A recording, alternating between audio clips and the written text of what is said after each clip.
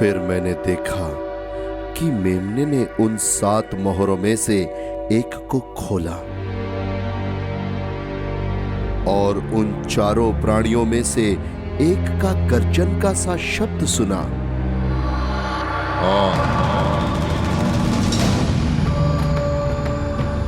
मैंने दृष्टि की और देखो, एक श्वेत घोड़ा है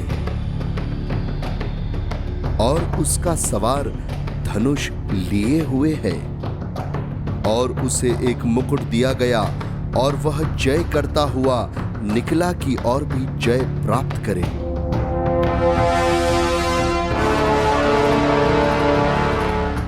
जब उसने दूसरी मोहर खोली तो मैंने दूसरे प्राणी को यह कहते सुना,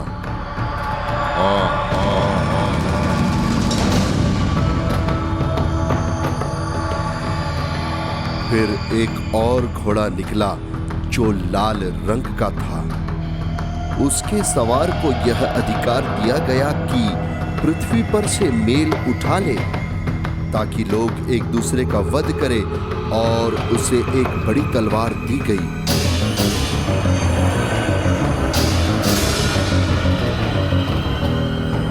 जब उसने तीसरी मोहर खोली तो मैंने तीसरे प्राणी को यह कहते सुना,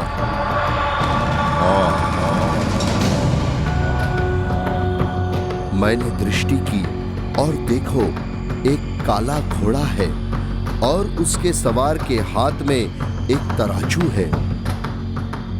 और मैंने उन चारों प्राणियों के बीच में से एक शब्द यह कहते सुना, दिनार का सेर भर गेहूं और दिनार का 3 सेर जौ, पर तेल और दाखरस की हानि न करना। जब उसने चौथी मोहर खोली तो मैंने चौथे प्राणी का शब्द यह कहते सुना,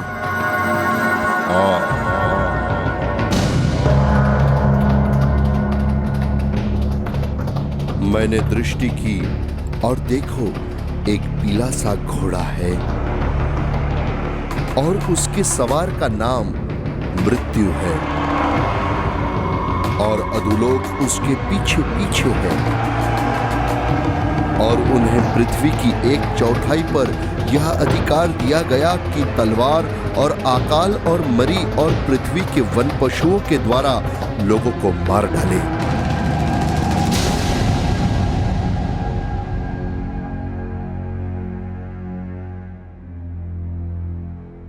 जब उसने 5वीं मोहर खोली तो मैंने वेदी के नीचे उनके प्राणों को देखा जो परमेश्वर के वचन के कारण और उस गवाही के कारण जो उन्होंने दी थी वध किए गए थे।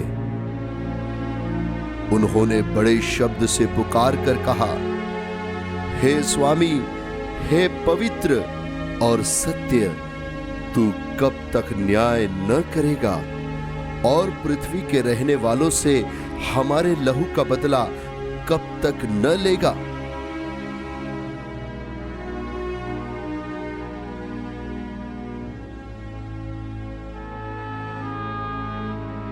उनमें से हर एक को श्वेत वस्त्र दिया गया और उनसे कहा गया कि और थोड़ी देर तक विश्राम करो, जब तक कि तुम्हारे संगी दास और भाई जो तुम्हारे समान वध होने वाले हैं, उनकी भी गिनती पूरी न हो ले।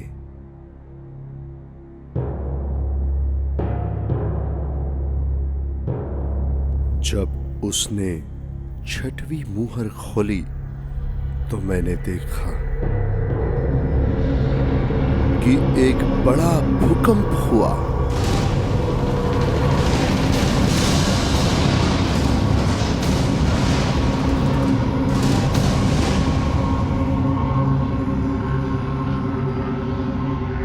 और सूर्य कंबल के समान काला और पूरा चंद्रमा लहू के समान हो गया। आकाश के तारे पृथ्वी पर ऐसे गिर पड़े जैसे बड़ी आंधी से हिलकर अंजीर के पेड़ में से कच्चे फल झड़ते हैं। आकाश ऐसा सरक गया जैसा पत्र लपेटने से सरक जाता है, और हर एक पहाड़ और टापू अपने अपने स्थान से टल गया।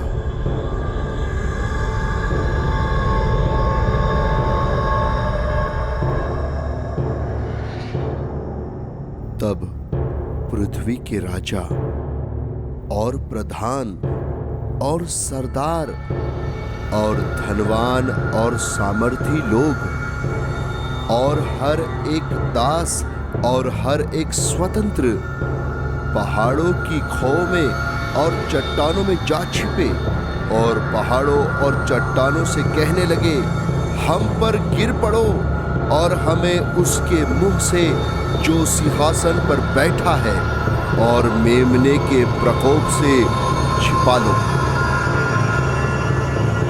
क्योंकि उनके प्रकोप का भयानक दिन आ पहुंचा है। अब कौन ठहर सकता है?